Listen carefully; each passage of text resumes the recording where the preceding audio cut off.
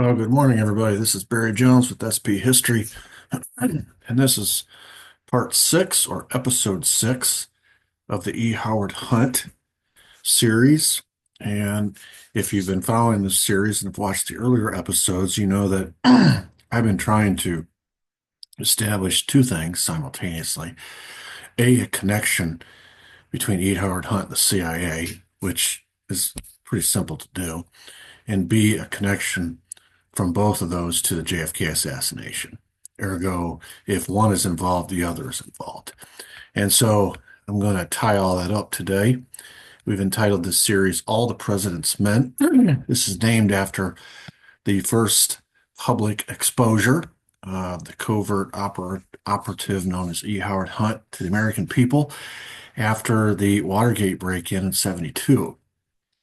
And the tapes that were subsequently ordered released by the Supreme Court, showed a very worried and concerned Richard Nixon, not about Watergate, but about the Bay of Pigs, the Bay of Pigs guys, and specifically E. Howard Hunt, whom he called a scab. And if you uncover that scab, or there's a hell of a lot of things. It would all point back to Mexico City. It would all point back to Bay of Pigs and the Bay of Pigs guys. And E. Howard Hunt, according to Nixon, was the key, was the lever to understanding all of these covert operations that have been ongoing since his days as vice president. Interesting. He didn't say that about Frank Sturgis. He didn't say that about the other burglars. He only said about E. Howard Hunt. I've tried to establish that Frank Sturgis was pretty much every bit as involved as E. Howard Hunt. So everywhere you see Sturgis, you see Hunt. Wherever you see Hunt, you see Sturgis, which of course is borne out by the Bay of Pigs and the Operation Mongoose, and then of course the Watergate break-in, and by extension the JFK assassination as well. Today we're going to be doing some more connect the dot. This is David Morales. This is an admitted CIA assassin, so this is another connection of the CIA directly to Dallas. He admits to his lawyer, Robert Walton, in a 1993 book called The Last Investigation by Gate and Fonzie, and also to Shane O'Sullivan in a BBC report that, quote, I was in Dallas when we got that motherfucker, and I was in LA when we got the little bastard. I had mentioned earlier that his spotter, well, first of all, that both his spotter and he, David Morales, had been arrested in Chicago on November 2nd in an earlier assassination plot, released when the White House canceled the trip and there was no shooting. Then we saw Jim Braden 20 days later in Dallas being arrested in the Dell Techs building, which led me to suspect immediately Morales and Braden are kind of like Sturgis and Hunt. Wherever you see one, you see the other. So if Braden was arrested in the Dell Techs building, claiming he was just there to make a phone call down the lobby, somewhere in that building, David Morales, the shooter, was set up. And of course, there are other witnesses, eyewitnesses, that put David Morales in Dallas on that day, but David Morales openly admits it. He was in Dallas, openly admits he was involved in the shooting of the, he calls him a motherfucker. And in 68, he was also in LA when they got Bobby Kennedy. And of course, I had mentioned in an earlier video that Jim Braden was in LA in 68 on the day Bobby Kennedy was killed as well. I think this is pretty conclusive evidence that David Morales and Jim Braden were everywhere there was an assassination going down that involved the Kennedys. They were in Chicago on November 2, they were in Dallas November 22, and they were in LA in 68 by their own admission. And of course, since both of them are CIA contract employees, David Morales was a CIA hitman, and that connects the CIA as well. Continuing with this theme, this is stuff we learned as a result of the church committee hearings in the 70s, 75 specifically, that there is confirmation of a CIA assassination operation, specifically called Executive Action, which was aimed at foreign heads of state. This comes right out of the CIA's own documents, as released by the two CIA directors who, they were called the, family jewels. And so we know about Galindez in 56, we know about Murphy in 57, we know about Lumumba in 61, DM in 63. Actually, it's the DM brothers, both of them. We know about Schneider in 70, and we know about the attempts on Castro. And of course, again, this comes right from the CIA's internal documents. And the fact that this assassination program was ongoing and it's aimed at foreign heads of state, at least opened the door to the possibility the CIA might be also engaged in an operation or operations plural against domestic targets, i.e., American heads of state. We don't find that out until later with the existence of ZR rifle. But with the existence of both executive action and ZR rifle, we now know that the CIA was fully engaged in operational in operations, and these operations were ongoing during this period of time to take out foreign heads of state and also an American target. Executive action was aimed at foreign heads of state. ZR rifle was aimed at American targets, specifically just one. By the way, ZR rifle, and I've mentioned this earlier, began shortly after Kennedy became president. It was actually shortly after Bay of Pigs, and ended shortly after, like 4 months after he was assassinated. ZR rifle literally had one target. His name was John F. Kennedy. To cover all this up, of course, Allen Dulles was put on the Warren Commission. He's the former director of the CIA. All of these operations began under him, were signed off by him, and indeed were launched by him. And so if there's anyone whose presence is necessitated to cover up the CIA's involvement in the JFK assassination, or any assassination for that matter, it's Allen Dulles. He basically ran the commission. Chief Justice Warren was a figurehead, didn't attend half the meetings. Allen Dulles was the one who steered the investigation. And of course, that shows without question, he has a conflict of interest. Then you get to the late 60s when Jim Garrison starts poking around down in New Orleans, and we have the Clay Shaw trial. We have documents now that prove that the Warren Committee or the CIA had a special Garrison group. This is an in-house operation by the CIA to clusterfuck, to rat fuck the Jim Garrison trial. And of course, we know Garrison's primary witnesses all died. His investigation was infiltrated by the CIA, and that's where the rat fucking happens, and he didn't get the conviction. And that was the point of it. So you see every step of the way, when the CIA, when there is even an attempted investigation, whether honest or otherwise, the CIA infiltrates it, whether by presidential appointment, in the case of Allen Dulles to the Warren Commission, or by the CIA's own action in the infiltration of Jim Garrison via this, quote, Garrison group. And they did the same thing with the House Select Committee in the late 70s, infiltrating their own guy into the House Select Committee investigation to do the same thing to rat fuck it. Shows a very clear pattern of the CIA trying to obstruct justice, at the very least, indicating they have something to hide.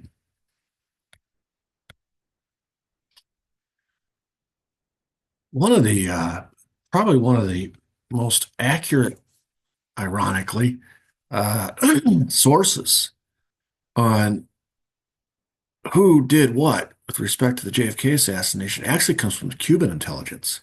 This guy, General Fabian Escalante, was charged with investigating the JFK assassination for Cuba. In other words, Castro ordered him. Now, this guy was well aware of all the assassination plots against Castro because he was in charge of Castro's security. So this guy's pretty good. Now, we now know that the reason he was so effective in standing off all these American attempts to assassinate Castro is because Santos Trafficante was a double agent and was, at, on one hand, helping U.S. intelligence set up these assassination attempts, and on the other hand, uh, spying for Castro and letting Castro know when and where these assassination attempts were going to come. I mean, you just figure the odds, 600 some odd times failing. At some point, they're going to succeed, but they never did. It's because of this guy and his relationship with Santos Trafficante. But he was he was very aware of all of these American assassination programs. It was his job to be aware of these things. And after the assassination, Castro knew full well that he was going to be blamed. And indeed, someone was arrested, Lee Harvey Oswald, and his connections to the Fair Play for Cuba Committee and his attempts in Mexico City, alleged attempts in Mexico City to get a passport to go to Cuba afterwards, connects him instantly to Cuba. So Castro knew what he's talking about. So he had his man, Fabian Escalante, with his network of spies in Miami and Tampa through Santos Trafficante and his organization, begin investigating to get to the bottom of this. The American government might not be interested in an honest investigation, but the Cubans were. And what they discovered was that, according to their sources, which were, remember now, Santos Trafficante recruited into the S Force 15 of his own guys back from the CIA in Operation 40. And so these were Santos's guys, and they're simultaneously working for the CIA and for Santos Trafficante. So Santos Trafficante is getting this information that he is sharing with Fabian Escalante straight from the horse's mouth. And according to them, Frank Sturgis was one of the scene coordinators, and he was disguised as Tramp B. Now, I have my doubts that Frank Sturgis was Tramp B. I've put a picture up here at the top. Frank Sturgis is on the left, Tramp B is on the right. There's a somewhat of a resemblance. If you put any stock in the Chauncey Holt story, that is not Frank Sturgis, Tramp B. Anyway, according to their sources, however, Frank Sturgis was on the scene as a scene coordinator. This is corroborated by Marita Lorenz's story that she went to Dallas with Frank Sturgis on November 21st, and that later to deliver weapons, upon which, when they were in the hotel room, they met with E. Howard Hunt, who paid them, and they also met with Jack Ruby. If you remember the story, Marita Lorenz went back to Miami. She was spooked by the size and scope of the operation. She knew it was much bigger than a gun running.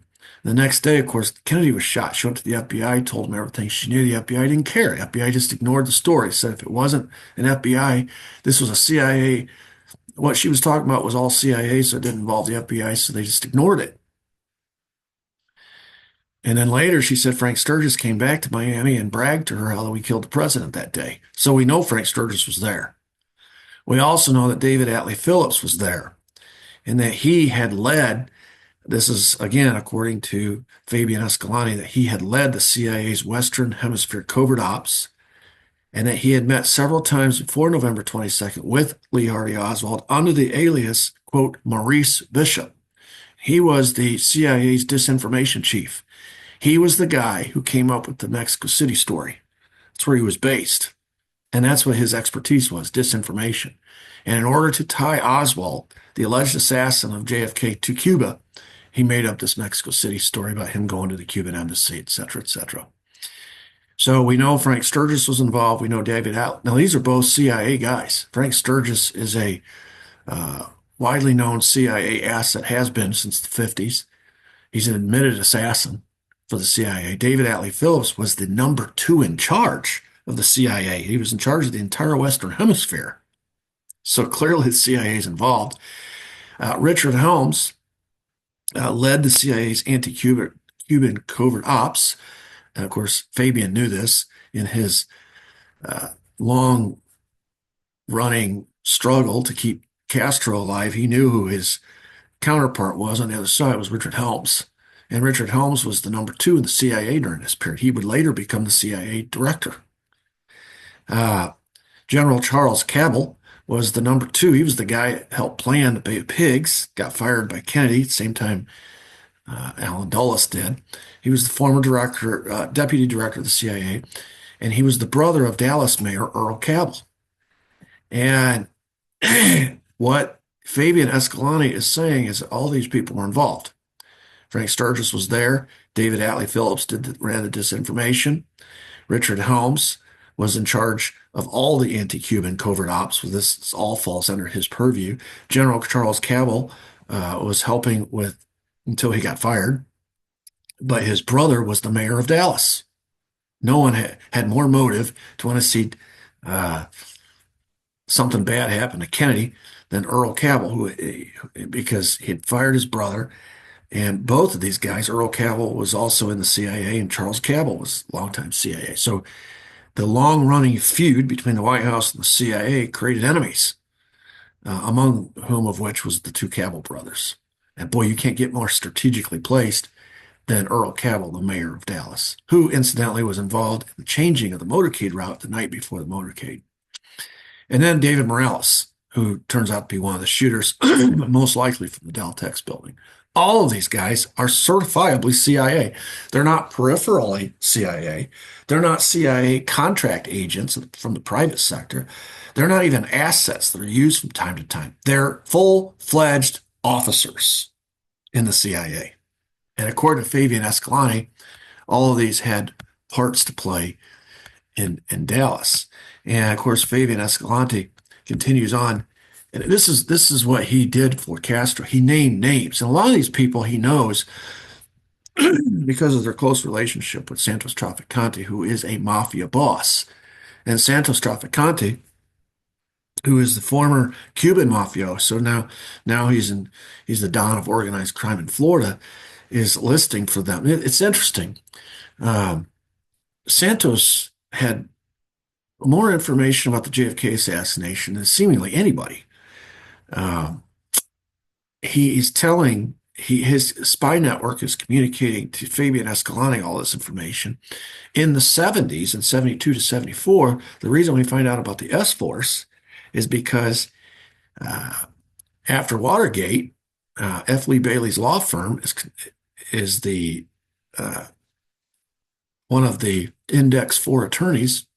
Index 4 was an attorney that was on retainer by the CIA to represent any CIA operative who got caught operating domestically and was in some sort of criminal liability. They would call up these Index 4, these CIA attorneys. And F. Lee Bailey was one of them. And he had hired Daniel Sheehan to come in and help get James McCord, one of the Watergate burglars, off the hook. In the process, he had this law firm they had obviously James McCord was a famous client, but they had another famous client. He was down in Florida. His name was Santos Trafficante. And when they found out that four of the men arrested, Watergate burglar, were Cubans, they came from Miami, they knew they were Santos's men.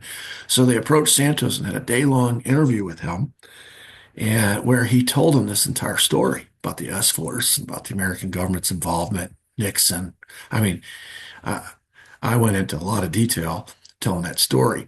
But if you really want to hear it straight from the source, go on YouTube and look up Daniel Sheehan. And the guy's still alive. And he tells the story in first person. It's a very fascinating story, but they got it all from Santos. So here's Santos telling somebody else essentially the same story, that these mafiosos were involved, partners of him, Sam Giancana, the Don of organized crime in Chicago, Johnny Rosselli, who was the sort of the liaison between the mob and the CIA, Carlos Marcello, the Don of organized crime in Louisiana and Texas. And then he named two Cuban exiles who were based out of Miami. Of course, these are Santos's men, so he knows them personally. Eladio Del Val, who he said, was one of the shooters. Herminio Diaz, one of the shooters. Herminio Diaz was one of the original S-Force members. Eladio Del Val was one of the witnesses that Jim Garrison was trying to subpoena, along with David Ferrie, to testify that the CIA was involved in the assassination. Of course, he had his head split open with an axe. But on the exact same day, David Ferrie was found suicided in New Orleans. And presto, two of Jim Garrison's star witnesses disappeared overnight. Anyway, these are the folks that are being named by Santos Trafficante as involved in the assassination. And it paints quite a picture. This graph shows an interesting overlap. You got Santos right in the middle, all right? But he's connected to everybody. If you want to go in the mafia direction, look to the right of your screen. All these folks are either Cubans or mafia or both. If you want to look to the CIA or governmental side, look to the left of your screen. And I've put in red boxes the people that he's named: David Morales, Johnny Rosselli, Sam Giancana, who are all mafia guys, but are two of them anyway, Sam Giancana and Johnny Rosselli, but they're helping the CIA, and we know this from documents that we found in the church hearings, but they're helping in active assassination plots against Castro. They're helping the CIA, so they're working partly for themselves and partly for the CIA. We know from the story that Santos told Daniel Sheehan that Sheffield Edwards was the CIA rep that came down to Miami and met at the hotel there, Fontainebleau, along with Robert Mayhew, whom you see here next to Sheffield Edwards, who also with Sam Giancana, also with Johnny Rosselli, also with Santos Trafficante. All these people were meeting in this building, in this run up to creating this assassination team, this S force for Richard Nixon. They're all, this whole relationship is so incestuous.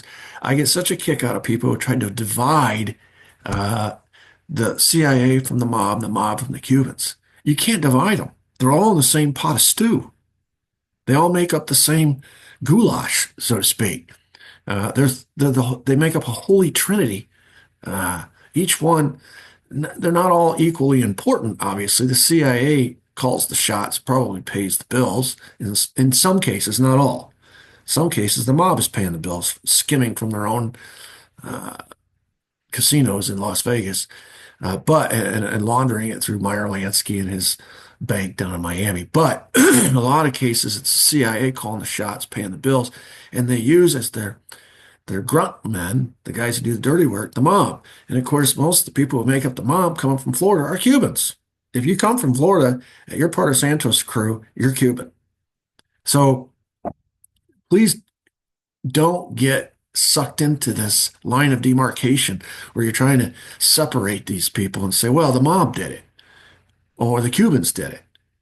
Ergo, the CIA didn't do it. No, that's not true. If the mob can be implicated in any way, shape, form, then you are simultaneously implicating the Cubans and the CIA. If you can implicate the CIA, you can implicate the mob and the Cubans. If you can implicate the Cubans, you can implicate the mob and the CIA. They're all in the same boat. They work for each other. They're two heads of the same coin, or the Holy Trinity, however you want to describe it. So, I could go through all of these guys in an earlier video. I've talked about all of these. Here's Alan. If you follow my cursor, here's Alan Dulles, upper left. Underneath him is Richard Bissell. These are the two guys most responsible for the Bay of Pigs and all the anti-Cuban stuff. But as we've already learned, so was Charles Cabell. One of in fact, it was Dulles, Bissell, and Cabell who all got fired by Kennedy as a result of Bay of Pigs. And then the chief of security was Sheffield Edwards. His contact, another guy that was affiliated with the government for a while, and then later became Howard Hughes' personal attorney, was Robert Mayhew. William Harvey is all things related to assassinations. He's the CIA point man when it comes to any assassination program. He's neck deep in executive action. He's neck deep in ZR rifle. All right. So anything Harvey's involved in, is an assassination plot. And then you got David Morales, who is one of you can see Harvey uses him as his chief assassin. And that's what he was. Johnny Rosselli was the liaison. It kept the relationship going between the Cubans, the Mafia, and the CIA. Sam Giancana was Johnny Rosselli's boss. Down here, you can't see his name. William Rip Robertson. He was one of the CIA trainers down at the Murchison Ranch training the S-Force. Oh, there's his name. He was also in Dallas on the day JFK was killed. He was also on that boat. I told you that story about John Martino, pictured over here, a guy that was on that boat when they were trying to assassinate Castro. Martino was complaining about Kennedy shutting down all the bases, and William Pauly told him, "Don't worry, John. We're We're going to kill that motherfucker, talking about Kennedy. Well, according to Dick Billings, who was on that boat, Martino was on that boat. That's who he was talking to. Rip Robertson was on that boat. So, and then you get over here to this side, and I mean, I could go through all of these as well. Frank Sturgis was a CIA assassin. He was Cuban, but he was neck deep in all the operations involving the mob. And he's the guy. He was. We now know he was in Dallas. Well, he was first of all part of Operation 40. Then he was part of later Operation Mongoose. He was in Dallas, and then later, 10 years later, he's in Washington at the Watergate. He and E. Howard Hunt were, arrested along with the others. Jack Ruby, we all know he's neck deep. He was sent to Dallas from the Chicago mob. All right. Hermanio Diaz is one of the original S-Force members. Eladio Del Val, this is a picture of him after he was killed down in Miami. According to the Fabian Escalante, one of the shooters, along with Hermanio. And then you got Bernard Barker down here, this poor guy, Bernard Barker, at the bottom, who was one of the Watergate burglars, Cubans, and it was the evidence on his persons that started to got Nixon in trouble, because it was a check in his pocket that connected to that bank down in Mexico City. The same bank that was paying the S-Force in 63 was also paying the Watergate burglars in 72.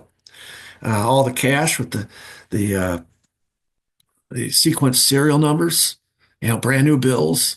He had a hotel key in his pocket, which led across the street to the lookout where E. Howard Hunt was. He had a radio.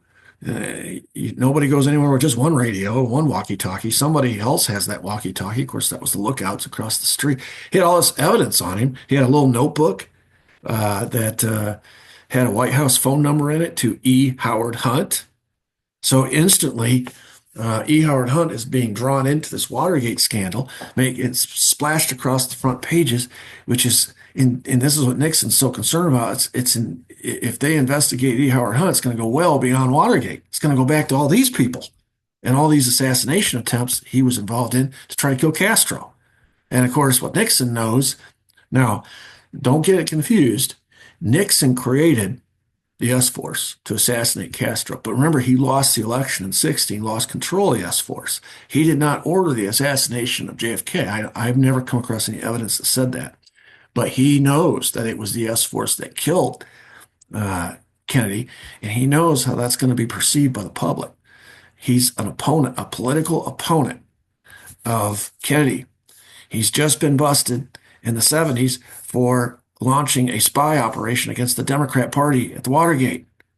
And now, if they investigate E. Howard Hunt and this check going back to this bank account, going back to this S-Force, the American people are going to learn that he put together an assassination team, ergo to kill Castro, but nobody's going to believe that he didn't have something to do with the killing of Kennedy if it was his S-Force that did it.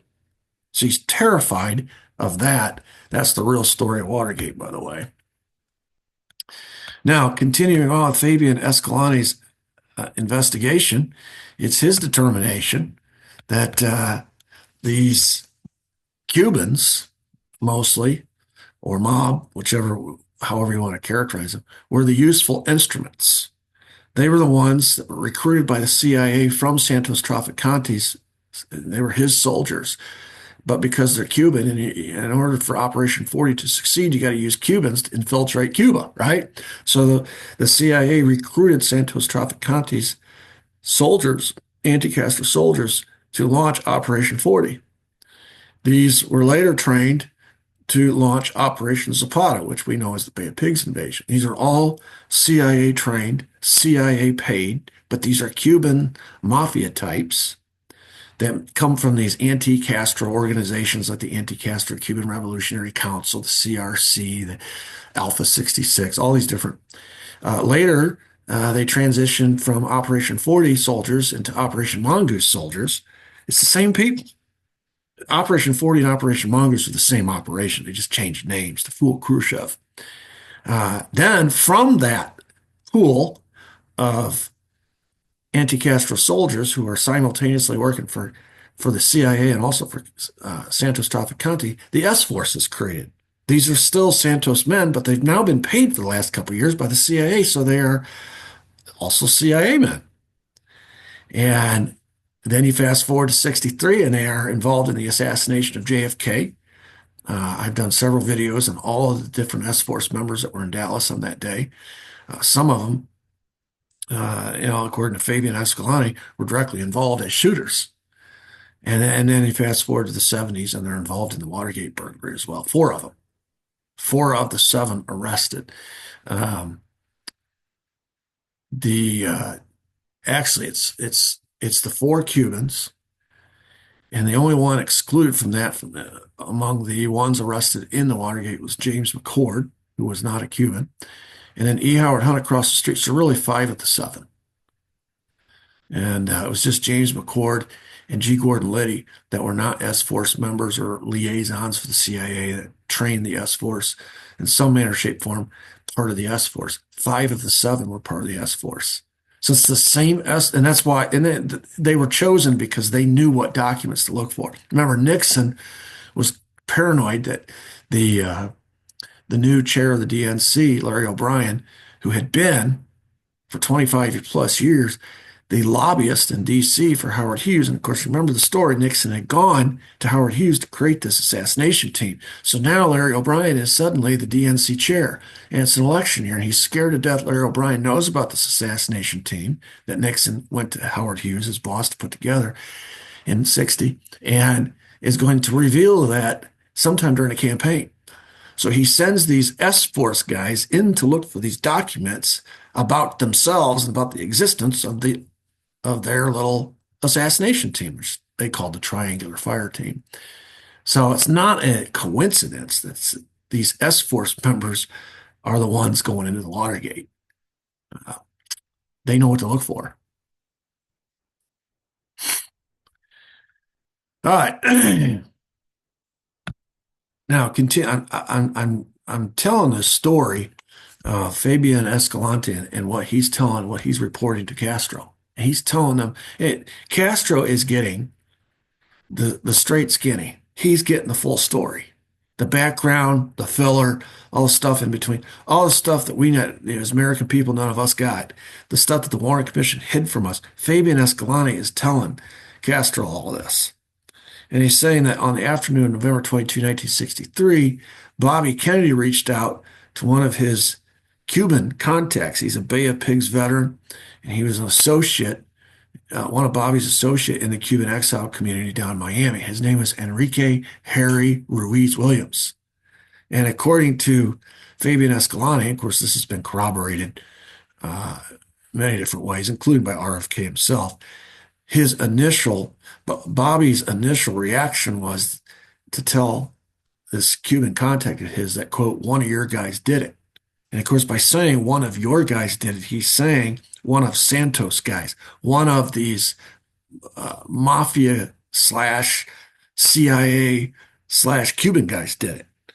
And if you watch Bobby's actions, which is what Fabian looked at, and this is really interesting. Bobby was the Attorney General. He was the chief law enforcement officer or agent in the United States at this time. In other words, he has more resources at his disposal as far as law enforcement is concerned than anybody. He's been running all these, part of these committees investigating the mob back in the 50s and early 60s. He's been going after the mob. He had all these contacts in the Cuban community because of Operation First 40 and then Mongoose. And of course, he knew what the CIA was up to a limited degree. And so his first three suspects in the assassination of his brother, just gauging by his reactions, and I've talked about this in an earlier video, whom he called and confronted and how he spoke to them and what he accused them of in the immediate aftermath of learning of his brother's death. The first phone call was to the CIA.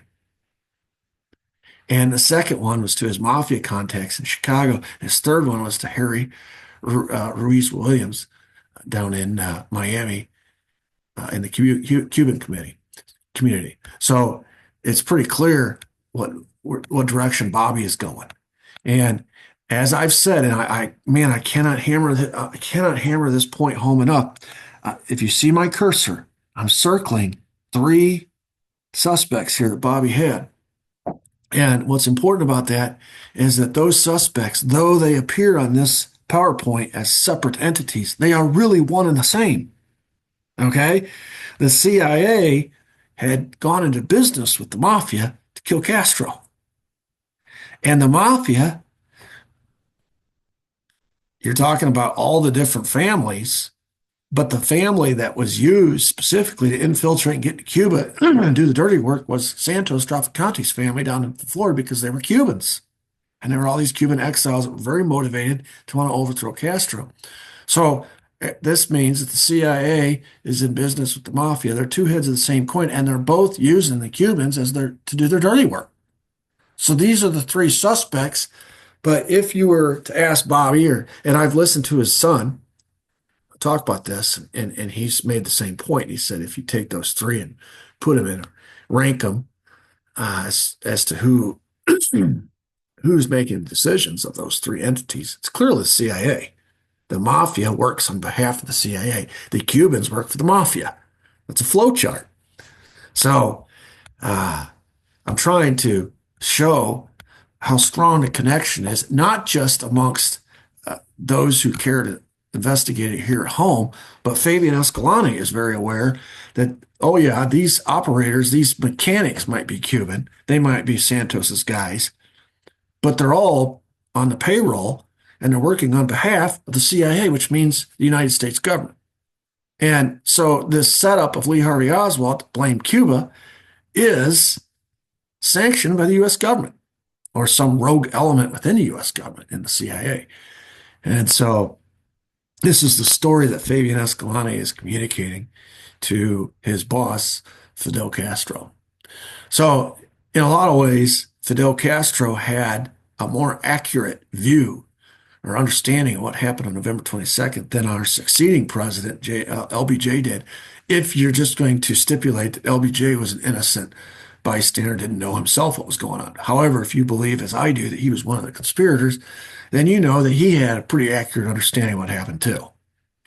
But certainly, Castro had a better understanding of what happened on November 22nd than the American people did.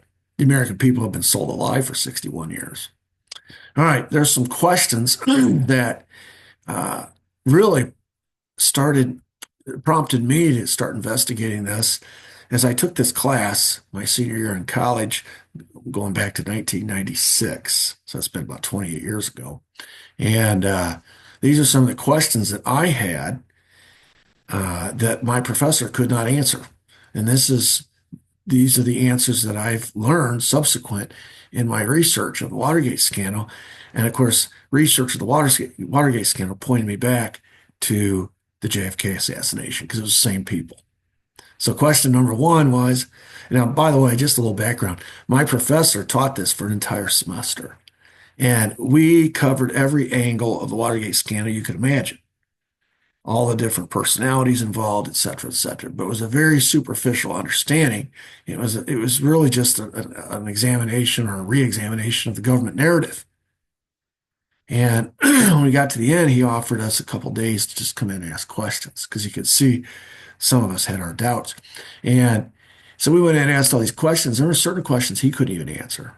And I've kept record of these questions, and these became the starting point for my investigation, my research into this. Question number one, why would Nixon risk Watergate when he's about to win 49 out of 50 states in the 72 election?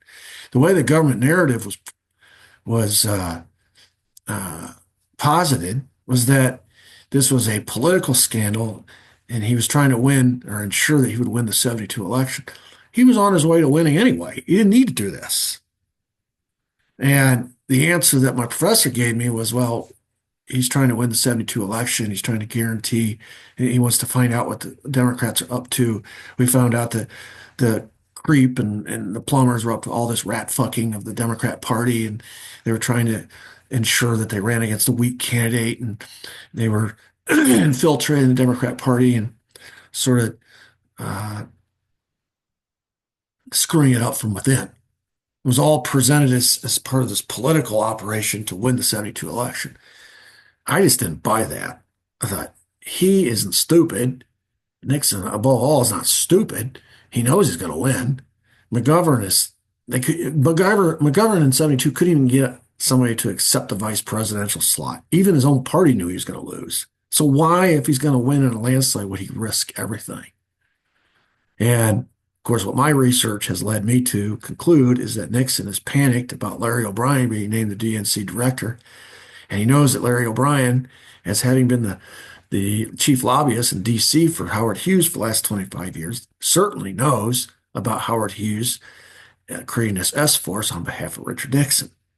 And the question that Nixon is, what is O'Brien prepared to do with that information during an election year? So Nixon orders the break-in to bug, they didn't steal anything. They weren't there to break in and take anything in that sense. They were there to bug and get information from the Democrats, bug the phones, wiretap, recording devices. They were also there to steal incriminating documents if they could find any. It was always an espionage operation. It was not there. It wasn't a slash and grab or anything like that. It was just there. They were planting espionage equipment to learn what Larry O'Brien knew and what he planned to do with that knowledge. All right, so that's the answer to question number one. Answer to question number two well, first of all, question number two is, what did Nixon mean by a, quote, covert operation that happened a long time ago that I was involved in? An extremely sensitive operation, something different from the Bay of Pigs invasion itself. He keeps talking about Bay of Pigs, Bay of Pigs, Bay of Pigs, but here he says it's not the Bay of Pigs. It's something different from the Bay of Pigs invasion itself. And it's something that's covert, happened a long time ago, and, quote, I was involved in. And it's extremely sensitive. What does he mean? Well, as a result of my research, I've learned that this is Nixon's concern about the possible revelation of the Triangular Fire Team, the S Force, his assassination team that he started to kill Castro, the same operation that later switched targets and killed President Kennedy instead. And that would be politically, it'd be devastating to Nixon, obviously. So that's the answer to question two. That's what he's talking about. That's the covert operation. It's the S Force, the creation of the S Force. He was involved in because he's the one that picked up the phone, called Howard Hughes. He's the one that sent Sheffield Edwards, the chief of CIA security, down to meet at the Fontainebleau with Santos Trafficante, Sam Giancana, Johnny Rosselli, all these conspirators, these mafia people, to put together this S force to kill Castro. That's the answer to question two. All right, another question. What did he mean when he kept referring to the Bay of Pigs? That was a big question. We're listening to these tapes in 96 when I'm going through this class, and he keeps talking about Bay of Pigs. And so one of the questions we had, wasn't just me, it was other students as well. Why is he talking about the Bay of Pigs? Nixon had nothing to do with the Bay of Pigs. I mean, he did technically plan it, but then he lost the election in 60, and it happened the following April. Kennedy had been president for 3 months. Kennedy's the one that fell on his sword over the whole thing. Kennedy's the one that got crucified publicly for that. It wasn't Nixon. So why does he keep talking about Bay of Pigs? Anyway, and of course, my professor didn't even have an answer for that, which amazes me now looking back on it because it's so readily apparent. Bob Haldeman testified at Senate Watergate hearings when he was asked this question by Senator Sam Ervin, the chair. Says, why is he talking about Bay of Pigs? What does he mean by that? And Bob Haldeman told him right out there in an open hearing setting, he says, quote, Nixon was referring to the assassination of President Kennedy. It was like dropping a giant matzo ball in the middle of the hearings. That changes everything because on the tapes that these guys are listening to, Nixon talks repeatedly about the Bay of Pigs, which means he's not talking about the Bay of Pigs. Substitute the code, which is assassination of President Kennedy. It's pretty apparent what he's worried about. He's not worried about Watergate. He never mentions Watergate. He mentions Bay of Pigs, which now we know means JFK assassination. He's obsessed with the JFK assassination. So that's what he means when he keeps referring to the Bay of Pigs. Another question, why would an investigation of Watergate make the CIA look bad? Because he makes mention of that in one of the tapes. If this is allowed to proceed further, if the FBI investigates this angle of the case further, it's going to make the CIA look bad. Why? Because any competent investigation of Watergate burglars is going to lead right back to the S Force and the CIA. I mean, excluding James McCord, who I already identified as being unattached to this S Force, he was the only one. They sent him along because he was the bugging specialist. But Bernard Barker was an original S Force member. Virgilio Gonzalez was an original S Force member. Frank Sturgis was an original S Force slash CIA liaison. He was in charge of No Name Key, which was part of the Operation 40 base, but he had 3 of the S Force members there under his command. Eugenio Martinez was an original S Force member, and E. Howard Hunt was an original S Force slash CIA liaison at the Everglades. He was the Everglades version of Frank Sturgis, No Name Key. Howard Hunt was in charge of the Everglades, which means he had 3 of the S Force members under his command. So add that up. 1, 2, 3, 4, 5. 5 of the 7. Now, I don't have G. Gordon Liddy on the list there. There were 7 people arrested. 5 of the 6 listed here are S Force members. And this is what he's worried about. And of course, Nixon is not really worried about the CIA looking bad. He's saying that to the CIA director, which at this time is Dick Helms, because he wants Dick Helms to be worried about the CIA looking bad and order the FBI to back off. Nixon's more worried about himself, obviously, but this is a way to get the CIA concerned. So that's the answer to question 4. Question 5, what is under the Hunt scab that Nixon is so worried about? Well, you should be able to answer that question by now. Any competent investigation in the Watergate Command Center, which is the Howard Johnson across the street, is going to lead right back to the S Force because E. Howard Hunt was in it. And we all know he's an original S Force liaison. He's sort of he's in command at the Everglades. And so this is why I think this is why he's more worried about E. Howard Hunt than he is Frank Sturgis. Because Frank Sturgis was arrested with the burglars. So the assumption is going to be that and law enforcement is going to assume Frank Sturgis is one of the 5 burglars. And he has no real special distinction apart from that. But E. Howard Hunt was in the command center across the street. And they're going to take a harder look at who's in the command structure or command center because they're the ones calling the shots. And if you want to know who's calling the shots, you investigate the people that are in the command center. So Nixon, he's not worried about G. Gordon Liddy. G. Gordon Liddy's background is FBI. He's worried about E. Howard Hunt. Nixon doesn't have any prior, that I know of, relationship with G. Gordon Liddy. All right, that's 5 questions. How about the 6th question that we had? Why is Nixon so concerned about the check from the Banco Internacional bank account that he found in Bernard Barker's pocket? Well, because that account from Mexico City, the Banco Internacional is the same bank and the same account that paid the S Force a decade earlier. And it's not going to be hard to figure that out. You just got to subpoena the bank account, look at the records, and you're going to discover, oh, this bank account has existed for a while. And it's paid out and paid out and paid out for all these covert ops going all the way back to 60 when this triangular fire team was training, but south of the border down in Oaxaca, Mexico at Clint Murchison's ranch. And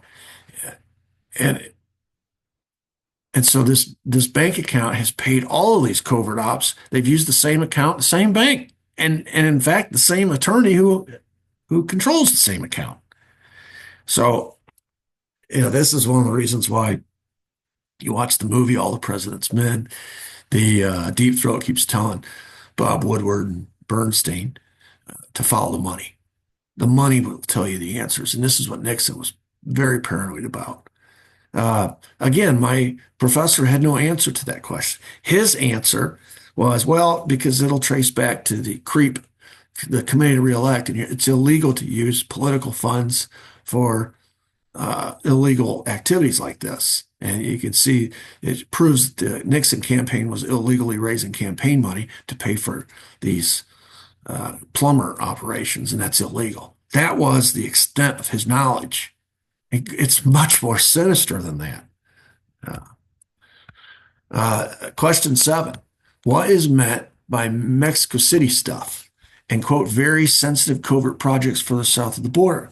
Well, when Nixon is talking on the tapes about the Mexico City stuff, he's worried about the Banco Internacional, obviously. That's the bank in Mexico City, and the bank account that's in Manuel Aguirre's name. The stuff uh, that he's worried about when he says the very sensitive covert projects further south of the border is the S-Force training camp down at Clint Murchison's ranch in Oaxaca, Mexico, further south of the border. So he's worried about Mexico City because of the bank. He's worried about further south of the border because the S. It's all about the S force and these Bay of Pigs guys and the Bay of Pigs, which is code for JFK assassination and the people who did it. Question number eight. Why does Nixon equate the Watergate burglary with the Bay of Pigs and the Watergate burglars with the quote Bay of Pigs guys? And again, my professor had no idea what he was talking about there, other than the fact they were Cuban and they may have participated in the Bay of Pigs. And so this is his way of shortcutting uh, and differentiating between the ones that weren't Cuban, but that had nothing to do with it. Nixon is equating the Watergate burglary with the Bay of Pigs because he knows it leads right back to the assassination of President Kennedy. Instead of saying the assassination of President Kennedy, he uses a code, which Nixon was wont to do. He did this a lot in his tapes. You hear him substituting words for other words. And then by doing that, he's equating the Watergate burglars with the Bay of Pigs guys because both operations were involved the same people. He's talking about the Watergate burglars being the Bay of Pigs guys. And what he's saying is, these are the same guys that were involved in the assassination of JFK. Now they're involved in Watergate. It's the same guys. This is why when I started studying Watergate and started learning this, and I'll be honest, Daniel Sheehan was a huge source of mine. I really, but it wasn't just him. There were others. This knowledge you can find it out there. It's available. You just got to look for it. And it opened my eyes and it pointed, I was not interested in the JFK assassination. I was like everybody else. I bought the line about Lee Harvey Oswald. I thought Lee Harvey Oswald did it. I hadn't even really studied it and it didn't really care to. But Watergate was the hook for me. And then once I understand what Bay of Pigs means, what Nixon's so concerned about, and he's really concerned about the JFK assassination. The next question, obviously, is why? Why does he care so much? And then when you find out that the Bay of Pigs guys are the same guys involved in both, and that he's talking about E. Howard Hunt, and that Nixon himself was involved in this covert operation with, then you start to realize, oh, Nixon and E. Howard Hunt probably know each other going way back. And they know each other from this Bay of Pigs stuff. What's that? That's the JFK assassination. And all these Bay of Pigs guys, Nixon knows them. They're his guys. What in the hell is going on? So that's why Nixon was so concerned about any investigation of E. Howard Hunt. I hope I've shown in these 6 episodes, it's sort of been a two-track approach to show that E. Howard Hunt was tied in with all these covert ops, which we found out in Watergate and the result of Nixon tapes going all the way back to the late 50s. And that means he's CIA and he's high-ranking CIA, and that means Nixon has a relationship with him through these covert ops. And then when we discover on his deathbed that he was also in Dallas on the day JFK was shot, and all these other people that were covert operators, longtime covert operators, partners of E. Howard Hunt, like Frank Sturgis, were also in Dallas. It shows a clear, in my view anyway, it shows a clear indication that E. Howard Hunt was not just involved in overthrows of governments in Guatemala and attempts of assassinations against Castro and Operation 40 and Operation Mongoose and Watergate, but he was also involved in the assassination of JFK. And then on his deathbed, he finally admitted it. Even though he had all this anecdotal evidence before and suspected as such, he finally admitted it. And so that's why Nixon in 74, well, in 72, he's saying it, but in 74, we finally get to hear it on the tapes. He's so worried about E. Howard Hunt. He calls him the lever. He calls him the key. And he says, you uncover that scab, there's a hell of a lot of things. And in concert with that, on the tape that everybody calls the smoking gun, he keeps talking about the Bay of Pigs guys and the Bay of Pigs and covert operations further south of the border down in Mexico City and stuff I was involved in. It's very sensitive, blah, blah, blah. It's not a political espionage scandal that he's worried about in Watergate. It's the creation of the S Force that was originally created to kill Castro, but turned, and after Nixon lost control of it and assassinated its new target, JFK, and used the same training, triangular fire, three teams of assassins shooting at a moving target from distance with high-powered rifles and scopes. The exact same training. So I hope you've enjoyed this series. I think our next series, we're going to be looking at Chauncey Holt. That's an interesting character as well. But feel free to subscribe to my channel. Feel free to give me a comment, a thumbs up, whichever. And until next time, hope everybody has a great day. Blessings.